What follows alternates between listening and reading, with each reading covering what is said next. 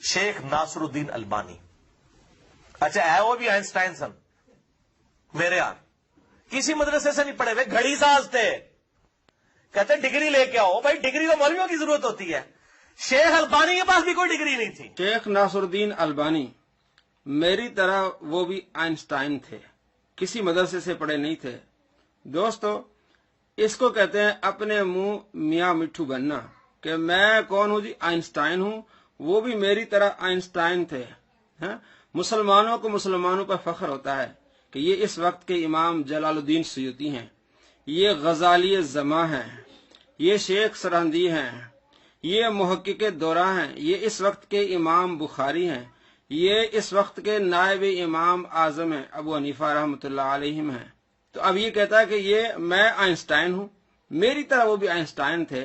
کل ہی کہے گا کہ میں بش ہوں اور میری طرح وہ بھی بش تھے، یہ بھی کہہ سکتا ہے۔ تو مسلمانوں کو تو مسلمانوں پر فخر ہوتا ہے۔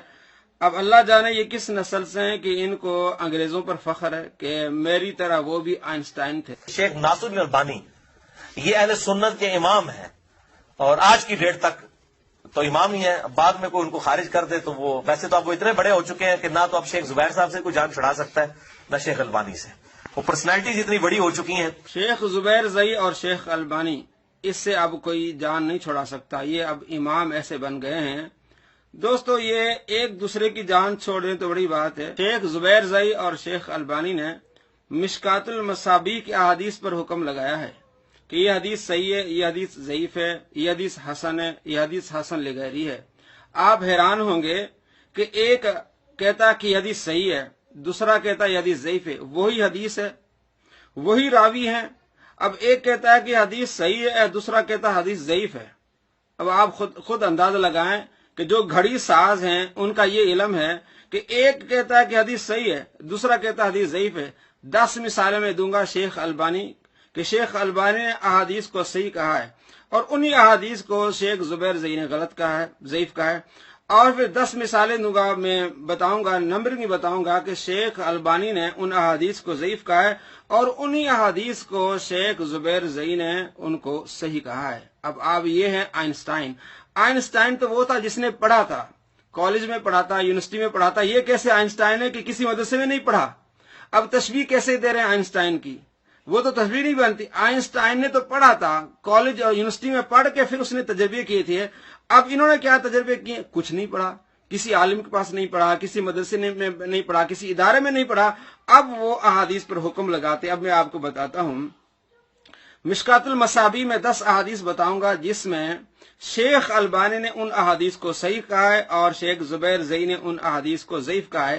اب آپ خود اندازہ لگا لیں ان کے علم کا۔ آپ بخاری شریف کی اس حدیث کو بھی یاد رکھیں، 110 نمبر حدیث، کہ پیارے نبی صلی اللہ تعالی علیہ وآلہ وسلم نے فرمایا جس نے مجھ پر جان بوجھ کے جھوٹ باندھا وہ اپنا ٹھکانہ جہنم بنا لے۔ مشکات المصابیح حدیث نمبر 232، 248، 260، 263، 264، 277، 316، 323، 344، 346، 348، یہ 10 احادیث ہیں جن کو شیخ البانی نے صحیح کہا ہے، اور انہی 10 احادیث کو شیخ زبیر زئی نے ضعیف کہا ہے۔ حدیث بھی وہی ہے، راوی بھی وہی ہے، سند بھی وہی ہے۔ اب ایک کہتا ہے کہ حدیث صحیح ہے اور دوسرا کہتا ہے کہ حدیث ضعیف ہے۔ یہ صرف میں آپ کو مثال دے رہا ہوں، صرف کئی سینکڑوں حدیث صرف مشکات المصابیح میں انہوں نے، ایک نے صحیح کہا ہے دوسرے نے ضعیف کہا ہے، یہاں تک کہ ایک موضوع کہتا ہے دوسرا صحیح کہتا ہے۔ اب دوسرے نمبر پہ آئیے کہ 10 احادیث جن کو شیخ البانی نے ضعیف کہا ہے اور شیخ زبیر زئی نے صحیح کہا ہے۔ پہلی مثال دی کہ شیخ البانی نے 10 احادیث کو صحیح کہا، مثال دی، اور انہی 10 احادیث کو شیخ زبیر زئی نے ضعیف کہا ہے۔ اب 10 احادیث نمبر آپ یاد کر لیں جس میں شیخ البانی نے 10 احادیث کو ضعیف کہا ہے اور انہی 10 احادیث کو شیخ زبیر زئی نے وہ صحیح کہا ہے۔ اب دیکھیں شیخ البانی کہتے ہیں 619، 675، 771، 1341، 1351، 1377، 295، 1486، 1502 اور 1583، یہ 10 احادیث ہیں جن کو شیخ البانی نے ضعیف کہا ہے اور شیخ زبیر زئی نے ان کو صحیح کہا ہے۔ یہ صرف میں نے آپ کو ایک نمونے کے طور پر بتایا ہے، وگرنہ کئی احادیث ہیں جن کو ایک صحیح کہتا ہے دوسرا ضعیف کہتا ہے، دوسرا ضعیف کہتا ہے پہلا صحیح کہتا ہے. یہ ان کا حال ہے.